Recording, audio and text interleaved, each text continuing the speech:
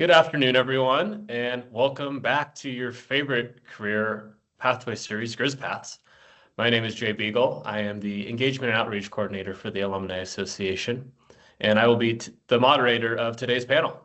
I am joined here by four wonderful panelists who work in a wide range from the NFL, MLS, and D1 athletics, and they'll be here to talk about their career journeys and some advice to get into the field.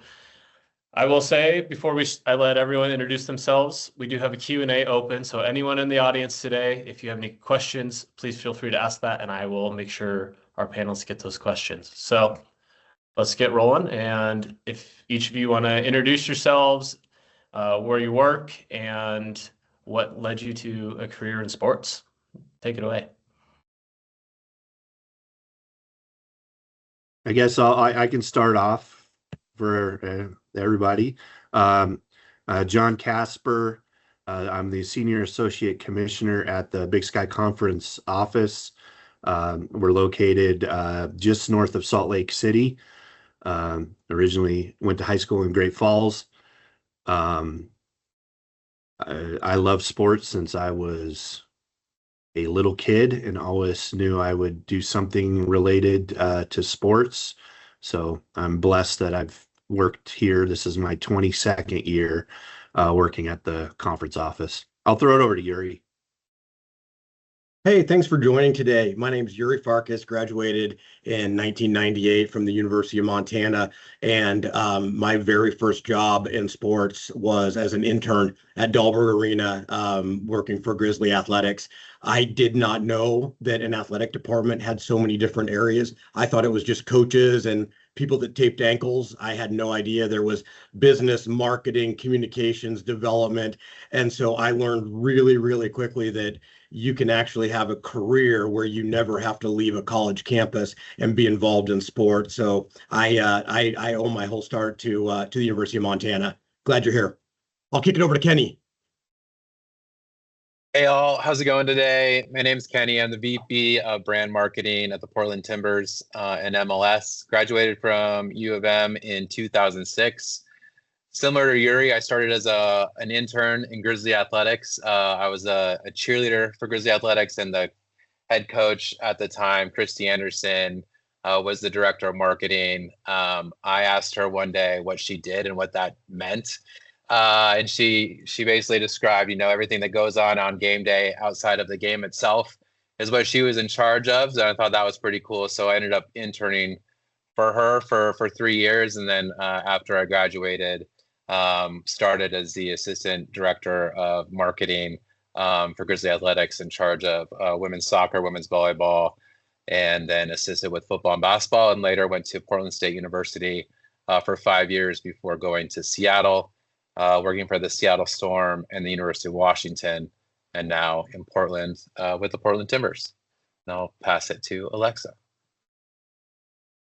Hi, everyone. My name is Alexa Coyle. I was at University of Montana, from 2017 through 2021. And then I went and played a year of professional soccer abroad. So I was on the soccer team, as well as a business student at the University of Montana. And then after my year playing professional soccer, I was ready to start my business career, and ultimately grew up loving sports, of course, but also football. My brother played football actually at the University of Montana as well, and I knew I had interest in working in that sport. So ultimately started as a marketing intern for the Seattle Seahawks. And now I have been here for a little over 3.5 years, 4 seasons, and I work my way up to marketing manager. So I oversee actually all the event marketing at our venue, Lumen Field. So, I oversee the concerts that come through and the marketing of those. I oversee it, and we support the Seattle Sounders and Reign FC matches, the FIFA World Cup coming through our venue. So it's very fun, very versatile. And then I also oversee our Seahawks retail marketing as well. Great. Well, thank you for those introductions. And I do want to add that Jordan Sullivan could unfortunately not join us today. I know she was originally advertised to be on this panel today, but she is an assistant women's basketball coach for the University of Utah. And with the transfer portal opening a couple days ago, and it's just complete chaos in current landscape of college athletics. So she had an official visit come in and wasn't able to join us today. So I will go ahead and start asking some questions here. But again, in the audience, if anyone has any questions, feel free to please drop those in the Q&A or in the chat, and I will get those asked for you. So to start, what role did your education at the University of Montana play in preparing you for a career in sports? Anyone can take it away. I'll jump in. Again, like I said, I do owe everything to the University of Montana. In 1996, 97, I was the sports director for KGBA Radio, and I was bugging the athletic department so much for interviews, quotes, access. The assistant sports information director at the time asked me if I'd like to be an intern for them. So I stumbled into it. I got a chance to do everything, absolutely fell in love with that opportunity. So as I said before, really owe everything from my journalism undergraduate degree all the way through an internship that paid me a grand total of $0, but I did get 2 upper division credits. I'm happy to chime in next. For me, I kind of had a unique undergraduate degree into my master's, which I also got at University of Montana. So I was in the Business Management Information Systems undergraduate degree program, which obviously isn't directly what I'm doing now, but kind of going back to the experience piece, as part of that degree, we had to have an internship, which then I was able to maintain throughout my year playing professional soccer, doing part-time. And that equipped me with so many unique skills in that field. I was a wordy but robotic process automation developer, but really the point there is getting that experience through my education was so advantageous to my skill development beyond my education once I graduated. And then also, my master's program, so the MBA program at University of Montana, really equipped me with incredible skills that I was able to directly apply to my job now and continuing to. So I would say for you guys as students, just continue to note down as you go throughout your education, like key experiences and key projects that you feel would directly apply to a job, because those are really important to speak to. And for me, I feel like I was really able to leverage those experiences and speak to those in interviews that I think really helped me get my internship here. And it's easier to take notes on those things as you go. So then when you're crafting your resume, it's easier to just refer back to that while you're, in that project or in that capstone, whatever it is. And then I would say the last piece is, your professors. I feel like I built some really great relationships with professors that were continual resources for me after graduation. So I would encourage you all to leverage the amazing professors and resources you have, because they can really help you after college as well.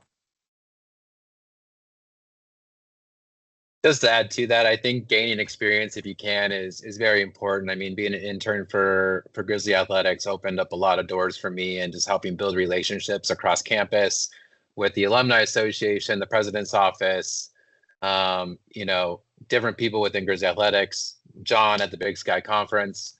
I think I tried to break every Big Sky rule during every conference tournament we hosted. But just the ability to earn experience as an undergrad was very valuable. And then also, just builds your portfolio, as Alexa was talking about early in your journey. Well, for me, I was actually in the broadcast department. Yuri and I were there at the same time. But getting on camera experience and getting comfortable in front of a camera was really important. And we were, I hosted a 30-minute show called Montana Griz monthly. So even though I'm not in that business anymore, I still work a lot with our media partners, and having that background helps. I ended up working for 3.5 years at the Missoulian as a sports writer while I was going to college, and obviously that allowed me to make a lot of connections in the athletic department and start making connections within the Big Sky Conference. But I look back at those times fondly, and the things that I learned in the broadcast journalism school that still translate in assisting me and helping me with my roles today. So y'all just kind of answered my next question too about, your first internship or job, but were there any unexpected turns there, or do you have any advice for, how to get into an internship or your first role in athletics? I would just say a key piece of advice would just be to manage your expectations. There may not be pay involved. There may be very little pay involved, but it's going to be that experience that matters. And so, you might have to DoorDash or do some other things while you're getting a graduate assistantship or an internship. It's just somewhat the nature of how it is in sports, but that experience you can gain, as Kenny and Alexa said, that experience you can gain when you're at the university is just going to pay dividends down the road. Get your foot in the door. Any chance that you have to volunteer to help. One of the programs that we run at the Big Sky Conference is having about 20 students come in and help us at our basketball championship in Boise. And we try to give a week of kind of college athletic boot camp to see different areas that it takes to put on an event like that. And it's been really, really rewarding to see how many of our students have used that experience to help them get full-time positions in the industry.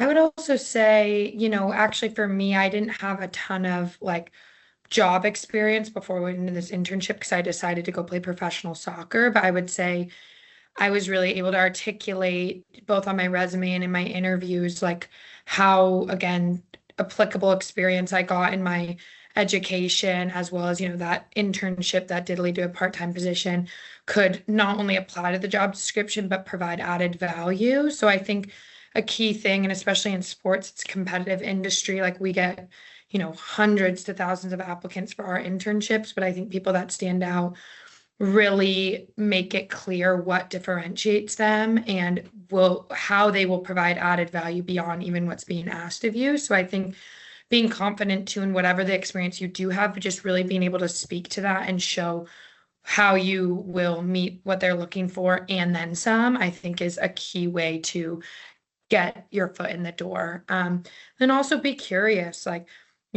look, we're all here on this panel, we're resources. There's a lot of amazing resources at your university. Ask questions, learn about different jobs, try and network with people in an authentic way. And then usually those people can be of help for you when you're going to get a job. And if you have any questions, or might be able to even help you, get your resume flagged if you're applying for their company. So I think that's very important as well.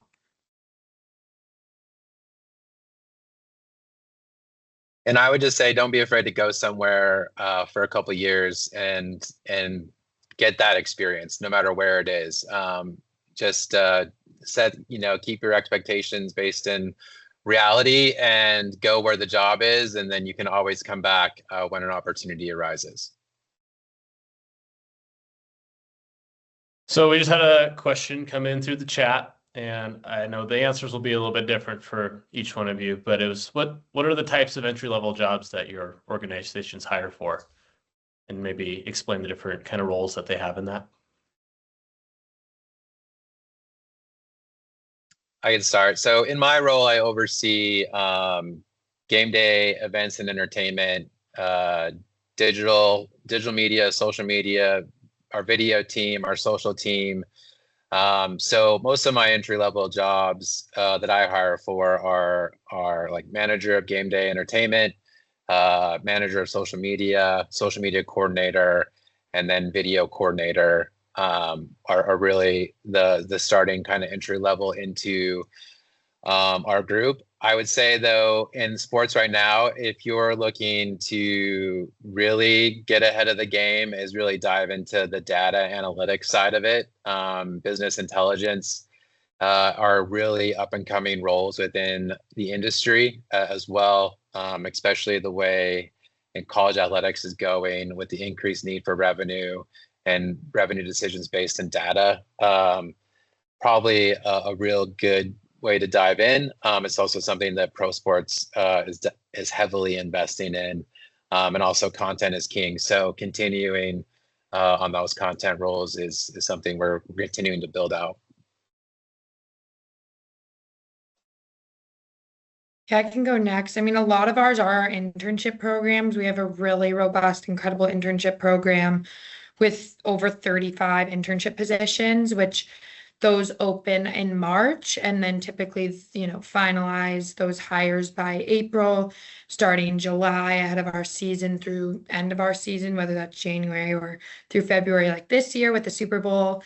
So that's definitely our first entry level. There are also our coordinator positions across every department. So again, everywhere from my department, marketing, we have a community engagement, corporate partnerships, we have a data analytics department, we have a finance department, we have really every type of area of business you could think of that also have coordinator entry level positions.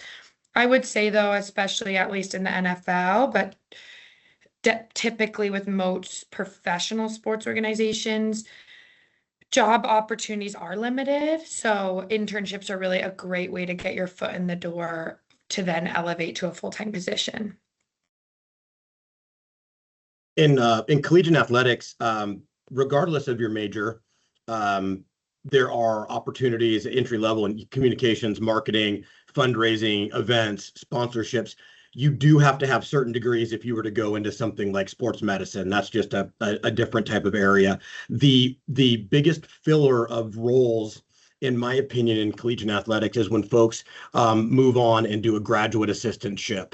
I did mine at the Ohio State University 2-year program. Typically, they pay for your education and give you a little bit of money, but it gives you a chance to network, outreach.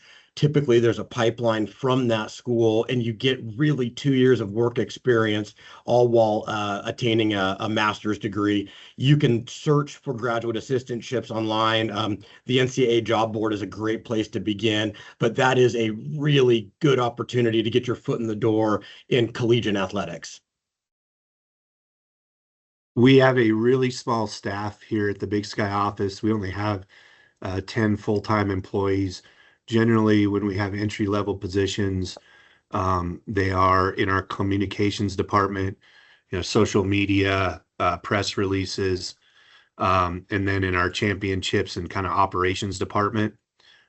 We just hired a new person for that role in September. We did have internships, a couple that were paid. When the house settlement thing happened last year, those were cut. We're hoping to bring those back starting next fall. So there's a chance we would have some internships available starting sometime this spring.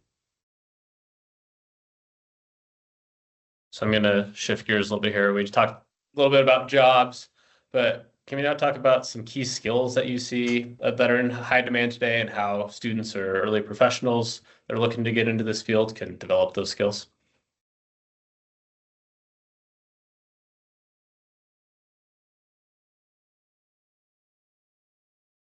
I'll jump in here. Your communication skills, verbal skills, picking up the phone and calling, offering to or suggesting an informational interview, Zoom, phone. So many folks in undergraduate school right now will send emails or they'll text, etc. But just having the ability to communicate is so critically important in athletics, and I could not stress that enough. Yeah, I think when we're looking at hiring people, I think we're mostly looking, is the individual like a good fit for the organization? Are they a good communicator? Are they good at working through adversity? Do they have the skills to be able to pivot direction in real time? And knowing that we can help develop the skill, but really, are you a good person? Are you going to be someone who's a team player, someone who's focused on helping us achieve goals? And that is really what we look at a lot, especially in these entry-level positions. We're going to help you develop your skills, but just like, are you a good fit? Yeah, I would also say, coming in at an entry-level position or an internship, like I think it's really important to have confidence in what you bring and bring new ideas to the table, be willing to speak up. I think those types of people in entry-level positions stand out, and I think you set yourself apart to then in advance and or get a full-time position if you start as an internship, and I think that will set you up for success. So I would say that skill, how you can work on that in your positions now are, in your class projects, in your presentations, like really exercising those presentation skills and having the confidence to take ownership in your group projects and, speak to your class and really, again, bring added ideas or raise your hand in your classes and, provide those ideas, contribute to the conversations because that is actually directly applicable in the workplace. And the more that you're confident to bring those ideas to the table and be confident in the workplace, the better off you'll be in your career. So I would really just emphasize that and having the confidence to bring ideas and be a voice in the room. You've probably heard this before, but two things you can control every day, your attitude and your effort. Those are within your control, and those things matter to us at the conference office. And I've heard people say being a good person, that to me is like the most important thing. We want to work around good people. We want to work around people who are fun and enjoyable to be around and aren't energy vampires. We had another question come through the chat, and Yuri, you kind of touched on this already about the grad programs and stuff that you were a part of, but is there any types of internships that can help you stand out? This talks about how MLB internships look good. Is there anything that you guys think is better than another?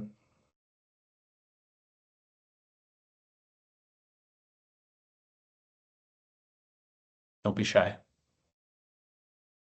When I'm going through resumes, I'm mostly just looking, do you have experience in general? I'm not really looking like what particular industry or organization.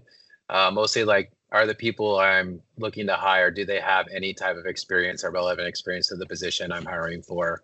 I don't necessarily say like, you were an intern for the Green Bay Packers, that's way more valuable than it was at the University of Montana, right? Like, I'm just looking for applicable experience and do you have the basic knowledge that would help us succeed for the role that you're going to be in.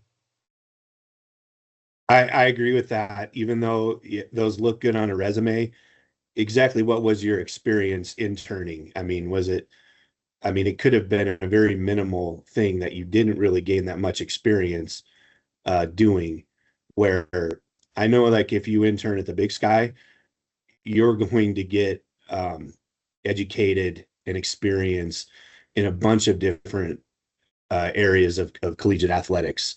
It's not going to be, your sole job is to do credentials for spring training for the Milwaukee Brewers. So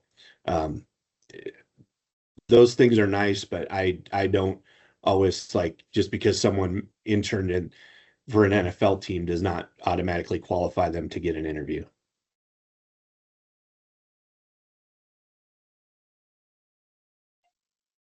All I think right.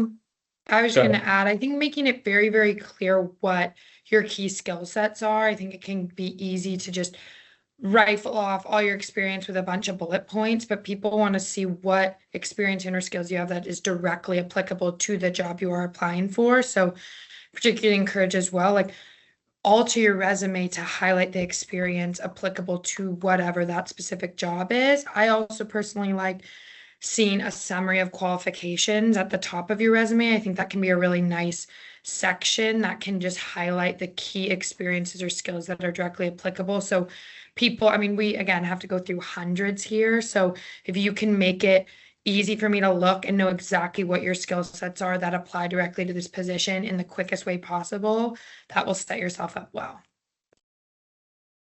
Great. Thanks for adding that, Alexa. My next question is, so there's so many different types of roles in sports, and someone might be looking just to work in athletics, but you could be coaching, you could be in the admin side, you could be in compliance, marketing, like so many different avenues there. What would you recommend for people that are looking to explore and like decide what fits them best?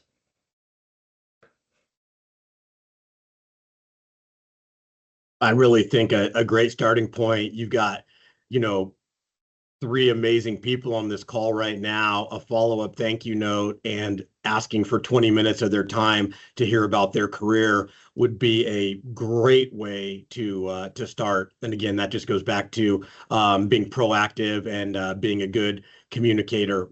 You're not asking for anything more than a brief amount of time, and folks typically are very open to things like that. So that would be my suggestion.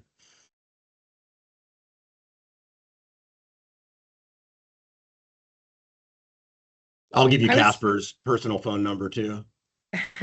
Yeah, that's great. Yeah. Oh, go ahead. No, I agree. I agree with Yuri. And I mean, obviously you kind of probably have some idea of what your skill sets are. And you know, some people are suited for compliance, right? Like poring over rule books and figuring out how all these rule books operate. I am not suited for compliance. That's just not what who I am. So I think generally you'll have some idea of what interests you and what doesn't. There's a big difference between kind of running the operations of an event as opposed to strictly marketing that event. So hopefully you have an idea of what you like and what you would like to be involved in. But I'm always open to spend 20 minutes talking to people. So I was just going to say too, a really great way to just see what types of jobs are out there is LinkedIn job alert. So hopefully most of you know about that, but if you don't, you can search the exact type of job you're interested in on LinkedIn. And then below it'll say like set an alert for these jobs, and you click that, and it's such a mindless way to keep your eye on what's out there. And I still do it to this day, just so I'm continually staying educated on what types of jobs are out there, how the, industry is evolving, although, I'm not looking for a job. So that's something I really suggest you guys doing, because it's an easy way to educate yourself. And then, do then a little more research on, oh, like I didn't know this type of job was out there in sports. I want to look more into that, etc. And then what I would suggest from there is, if say you found a job with some organization or a sports team that you're like, wow, that would really be interesting, or I would be interested in this industry, reach out to network with someone. But again, I highly suggest doing it before you've applied for a job, to just learn more about what they do and be curious. And then I think it's more advantageous to you to then utilize them if you do end up applying, being like, hey, I did end up applying, like super excited about it. And typically that comes across just a little more genuine than reaching out just when you had already applied for the job. And then I think, again, that's just a great way to learn and be curious. And I know for myself and a lot of people in our organization, like we're always willing to talk to people that are interested in learning about our industry. So I would suggest both of those things.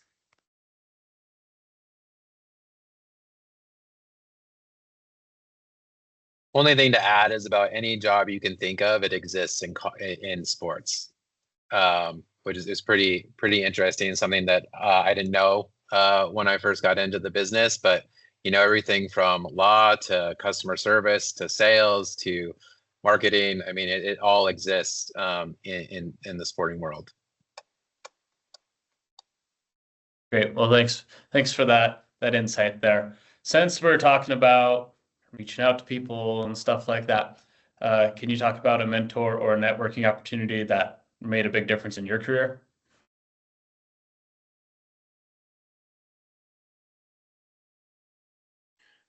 I can start. So I transitioned from being a journalist to working at a conference office. And I look back at an event that the Big Sky Conference held every year, the summer football kickoff media event that I used to attend as a media member. And it was there that I made personal relationships with coaches and administrators in the conference. And we back then we used to have a golf tournament, and playing golf with a football coach. And I utilized the network that I had created through that event, that when the the conference position opened for the media relations role 22 years ago, that helped me get this position at the conference office.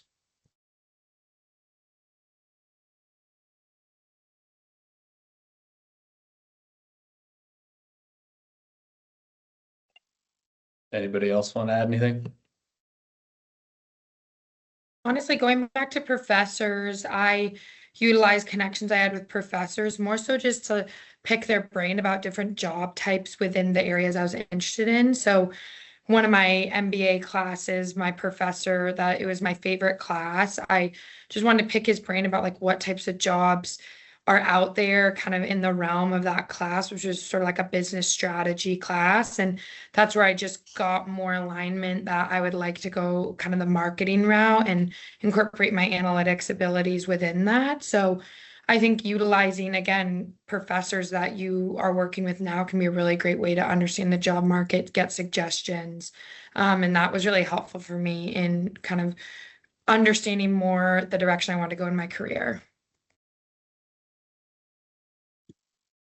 I think you have to be really cognizant of the people you meet along the way. I had a coworker back in 2001, my first job at the University of Oregon. I had departed 11 years later, and I took a job at Cal. And this gentleman had gone on to Washington State. He had called and asked if I would think about coming to Pullman. And this goes right back to what Kenny said. Sometimes you have to go to different locations that you never thought you would live in, but had an opportunity to go there. 5 great years in Pullman, Washington. Our athletic director there, former Griz AD, Bill Moose, he left to go be the AD at Nebraska. My boss, Mike Marlowe, went to Flagstaff, Arizona as the athletic director, brought me with as the deputy athletic director. So for 13 years of my life, I got a chance to work for someone great in the industry. And, my opportunities were somewhat predicated by his moving and then me having an opportunity to move up in the industry. So that was great. He's retired. Still talk to him all the time. Yeah, I mean, for me, it was, Christy Anderson, the director of marketing at Grizzly Athletics at the time, got me into the business. And then through working Big Sky, we were hosting Big Sky Championship one year, got to meet Tori Chisholm, who was the AD at Portland State at the time. 2 months later, he hired me to be his director of marketing. Then worked my way up to Portland State to be the assistant athletic director of marketing. I had interacted with some people up in Seattle that I've known, and that led me to the Seattle Storm from a PSU graduate. So it kind of just like, the relationships you build and you make impact on people that remember you. And then when they have positions open, they tend to reach out and you're in your market. Yuri's current boss, I know well, Carter Henderson at Cal Poly from my time at UW. So, it ends up being a little bit of a small world. But building those relationships is very important. And I know Alicia Valvanis because we were at Cal together. There you go. Yep. That sports is a very small world. And the minute Kenny kind of gave his resume there, I was like, oh my goodness, I know, so many people he worked with, and that's kind of how it works. I think when you say we all like to hire people that we kind of know ahead of time and kind of know what we're getting. So that's why the networking and relationships to me is so important. And with that, I think it's so important to also show your personality on interviews. Like this has been mentioned multiple times, but knowing the type of person you're getting and ensuring that they will contribute positively to the culture is so important. I know that's massive for us here. So show your personality. Yes, it's professional and you want to come across that way, but it's important that people get a sense of who you are. So don't be afraid to show that in interviews as well. Well, that was all some great insight. So thank you very much for those thoughtful answers. We have a couple more questions in the chat for some really good questions. I'll go ahead and ask those real fast. First one, this honestly might be more tailored towards John and Yuri, but Alexa and Kenny, go ahead and throw in your opinions too, if you want. It says, looking at collegiate athletics, how has NIL, transfer portal, revenue sharing, all that shifted your role, and what are you doing to plan for what college athletics looks like in the future? And also, what are some opportunities that presents? Ooh, big question. Really good one. I would say 20 years ago, athletic departments were scraping by and trying to raise money for scholarships. That was the paramount. That's how you stayed relevant. You wanted to be able to offer your university degrees. I would say 15 years ago, that changed and it became a facilities arm race. Who is building what? You need to have something better. They have an academic center. You need to build one. They have a better weight room. You need to go have one. And that all got turned on its head with the House settlement. And so now it is raising funds to pay student athletes. Not all donors are comfortable with that.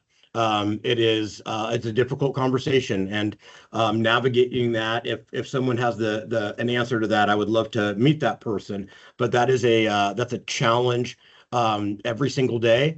I can tell you that 100% of the kids that enter the transfer portal have an agent. That agent does not have to be credentialed in any way, shape, or form. So from a recruiting standpoint, coaches are no longer dealing necessarily with mom and dad right off the bat. You're dealing with someone who may or may not have that young person's interest at heart. As we prepare for the future, what we are doing strategically is we're eyeballing the next round of television revenue.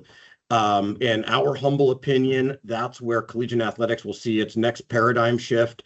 There may be schools that break off in totality, and how do we position Cal Poly to fit into a conference or an area of athletics that is right-sized for us? So we're eyeballing that, looking at 28, 29 when those negotiations will start. So how do we sprint to 28, 29 and best position ourselves to be one of the haves and picked up and not left behind? So that is in a very brief nutshell. From a conference perspective, we're trying to support our schools as much as we possibly can with driving more revenue. At a league like the Big Sky, it's a little different than the SEC. We're never going to bring our schools $50 million in media rights money, but we're just trying to adapt to it. It's not going to change. One of my favorite lines from Moneyball is adapt or die. And so you need to be nimble. You need to be ready, but who knows what's going to happen tomorrow. Every day in this business seems like there's a curveball being thrown at you. So, the portal works both ways. And I think we forget that sometimes. Yes, we're losing athletes, but we're also gaining, athletes that may have gone to a Big 12 school, I would say Pac-12 school, or Mountain West school, who, after a year or two realize that they're better fitted for a place like the Big Sky. So it works both ways. It's not fun that we're, losing athletes every year. I asked our comms guy before I came on this call, how many of our all conference men's basketball players right now are coming back? One. Everyone else is either graduating or has entered the portal.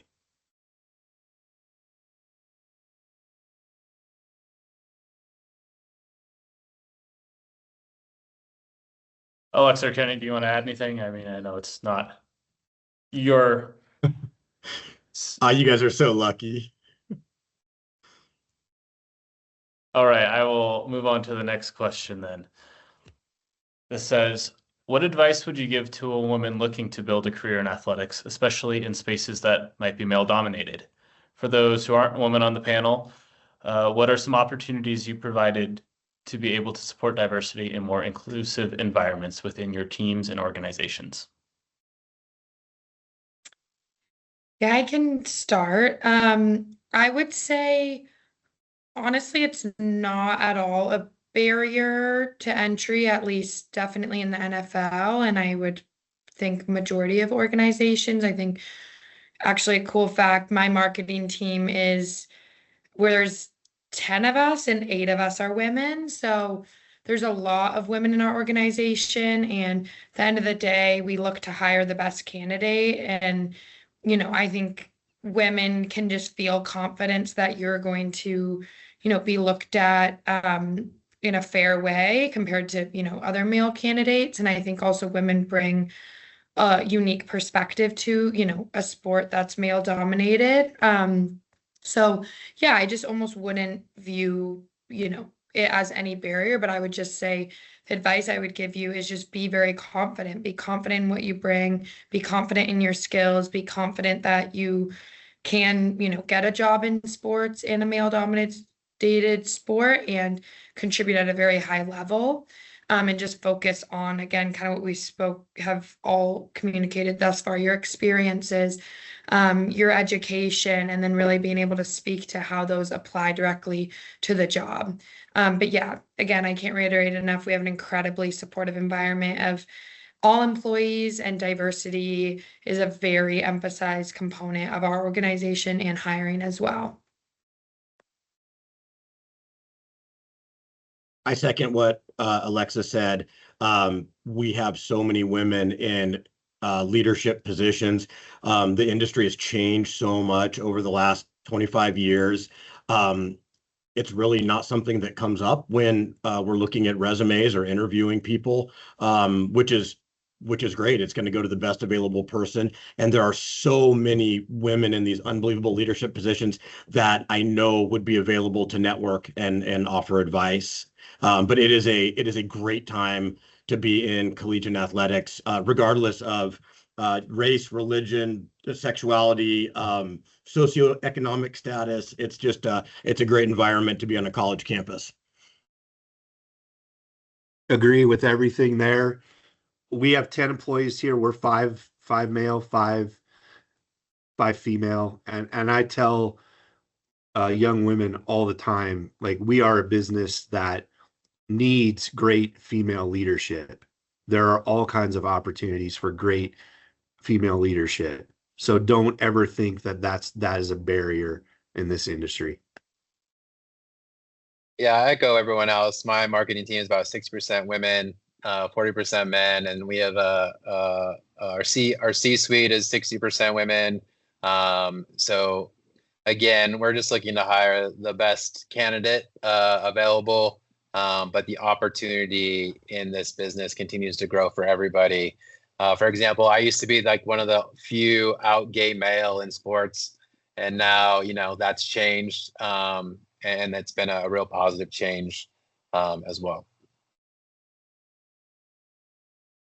Thank you all for those answers. So moving on, I want to know, what's the most rewarding part of your job, and what are some challenges that you see? I want to hear both ends of it.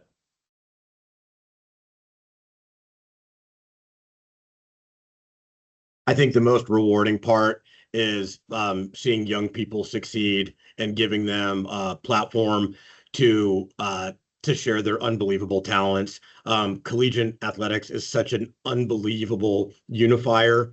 I think of Washington Grizzly Stadium. I cannot imagine 26,000 people gathering anywhere else in Montana.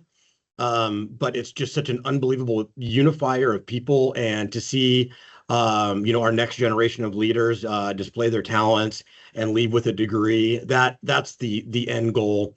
The real challenge, and I mentioned this earlier, is now navigating an entirely different way to compensate them, and the struggles where in some cases you're no longer selling the value of a degree, and someone's decision to attend your school may be based on the amount of money that they can earn. And that's it's really difficult for someone who's been in this for a long time. And there's no easy answer to that, but that's just a daily challenge.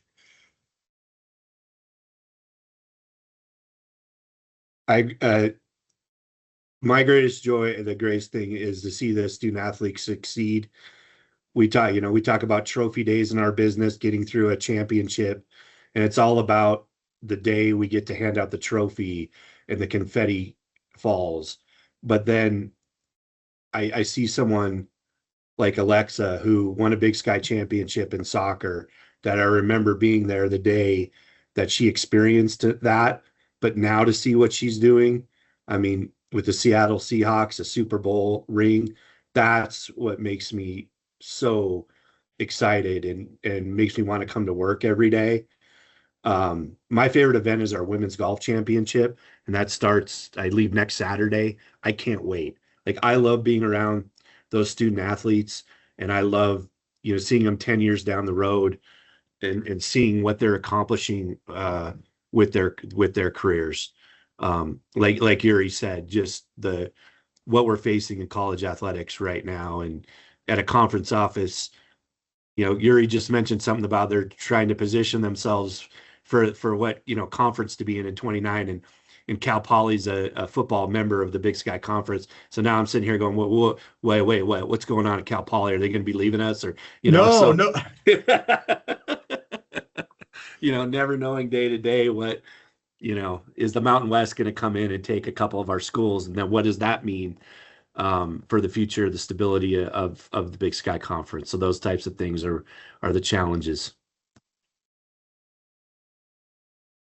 For me, I think it's really the development of my staff, and when one of my staff can either get promoted or go on to a bigger, better job, that's always exciting to see. And also match day, everyone works towards match day here. One of the best soccer environments in the country, if not the best. It's just everything works towards that, and to get there and have a successful match day is always a really rewarding experience for the team. And then from a challenging side is, just everything continues to change daily in this business, and just staying on top of it is also both fun and also a challenge. And then just making sure you're staffed up to meet all those challenges and changes is a continuing day-to-day evolution. Yeah, similar. I think one of the most rewarding parts of the job is, our events and seeing those, executed, and also just being a part of the team environment and connected to a sports team. Like, having been a former athlete, I mean, like this year experiencing the Super Bowl win and everything that came with that was truly incredible. So I think that's probably my favorite, most rewarding part of the job. And I think similarly, this industry is very fast moving and fast paced, which comes with its challenges. But I also think if you like that, it's also one of the fun parts of the job. Is it's just a forever evolving, quick paced industry. We have to quickly move, make decisions quickly, get campaigns pulled together quickly, shift on the go. So again, a challenge, but also something that keeps it exciting for sure. Well, Alexa, that was a perfect segue into my next question is, how do you continue learning and staying current in the world of athletics, because it is so fast paced and always changing? I think tapping into markets that are different than yours. I had not met Kenny before this Zoom, but I know when we have some marketing strategy meetings, it would be really cool to reach out and hear what the Timbers are doing that is just completely different than what maybe we've been doing in collegiate athletics. Are they a step ahead? Is there something that they're doing? Does Alexa have something that is just so unique to that marketplace, and we could piggyback on that? I think being really comfortable getting outside of your comfort zone is a great way to keep learning, and also to be humble and know that there's going to be people that are just a lot smarter than you, that are doing things better than you, and it's great to reach out and to pick their brain.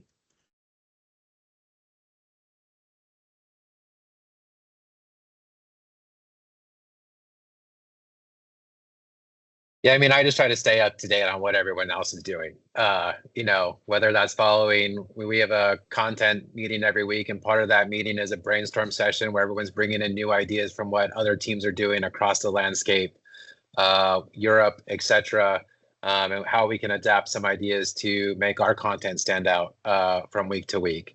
Or in the last 2 weeks, I went to a Dodgers and Padres game just because I was in their market. And when I go to a sporting venue, I watch about everything but what's going on except for the game itself, just to try to figure out what new ideas, what sponsors are they selling, what are their activations, what are the concessions, different things and different ideas that I can bring back to my team here at the Timbers to see how we can think about something differently, and grow that from also a content and revenue standpoint.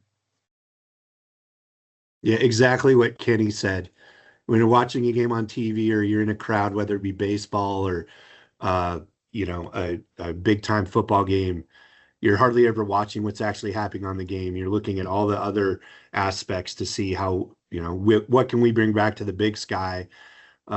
Looking at social media accounts from other conferences after their championships, what are they doing? What can we potentially bring to the Big Sky? But I mean, you think about two of the great sports venues and fan experiences in not only the Pacific Northwest, but in the country. I mean, Seattle Seahawks football and Portland Timbers soccer. Holy moly. You guys are talking to two elite from just amazing teams and amazing fan experiences at the games.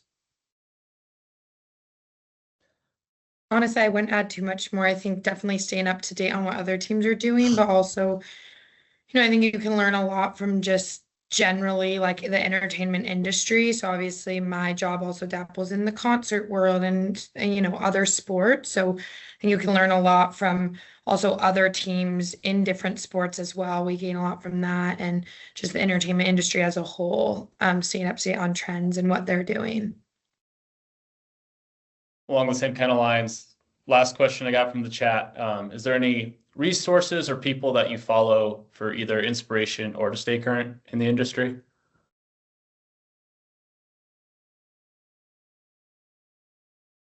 For inspiration, John Gordon, the author. If you don't know John Gordon, I highly recommend you read some of his books. Our commissioner is a huge John Gordon fan. And every year we at the conference, he buys us one of the books. We are assigned to read it.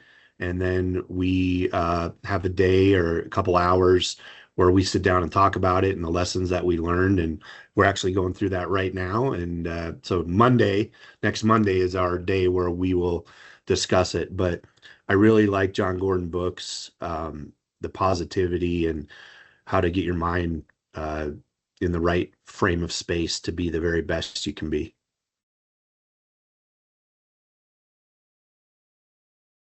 I personally follow, just again, kind of going back to looking at what other teams or venues are doing. Like I do follow other venue accounts across the country to see how they're marketing different events, what they're doing.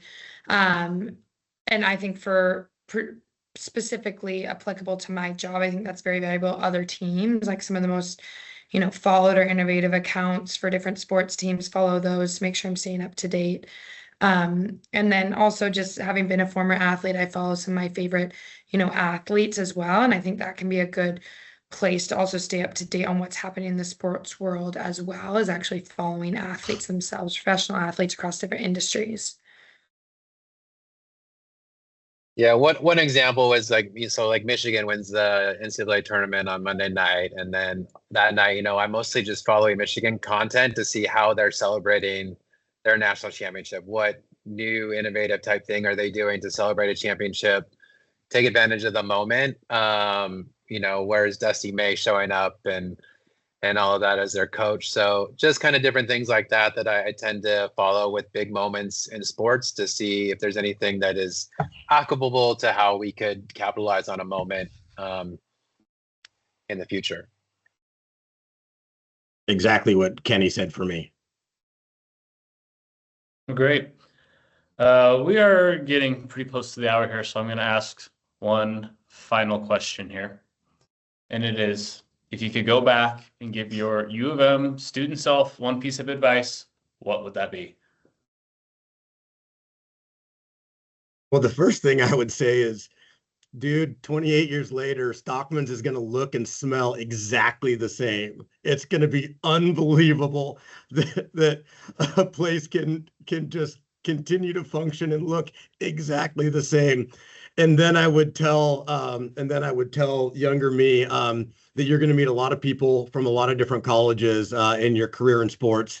And I would say congrats on making an unbelievable decision to attend the University of Montana, because there's never been a regret or a time in which I would have said, oh, I would have liked to attend this school more. It's never happened. I don't think it will. And I would tell that young man to be really, really proud of his degree. You know, Yuri, I think this is the fourth or fifth panel now that has had someone mention stocks at the end. So That's because Yuri lived there, I think, during a couple of years of his college life.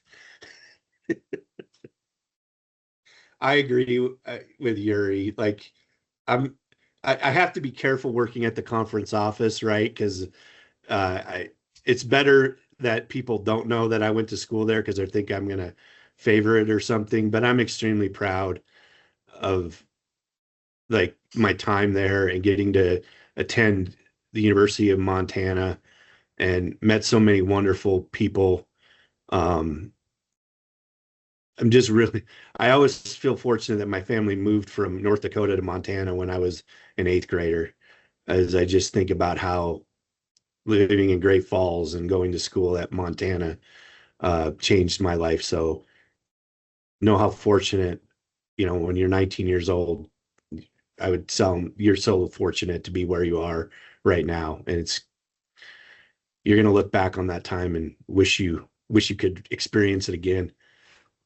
Maybe a few less Mo Club burgers, though. I gained some weight there.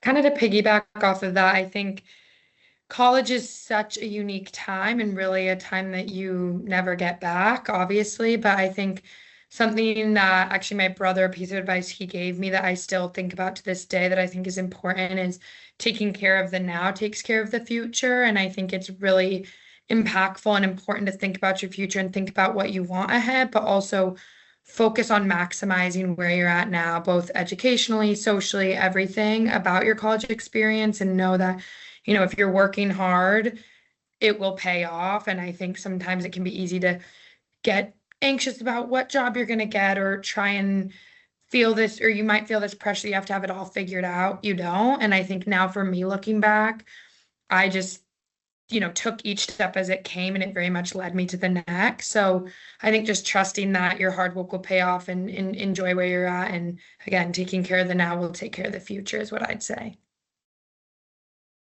Yeah, I would just say, you go to a great college in a great city. You have one of the best college football environments in the whole country. And I think that is super valuable from people you can talk to there and get experience from college athletics in particular. And then just stress less about class, get more experience, be great. Well, great. That was amazing. Thank you all so much. We're coming up on the hour, so we're going to wrap it up. But again, huge thank you to Alexa, Kenny, Yuri, and John for all taking some time out of their busy days to come chat with us today. We will be back here for another edition of Griz Paths on April 29 and talking with some people in law and policy. So until next time, go Griz.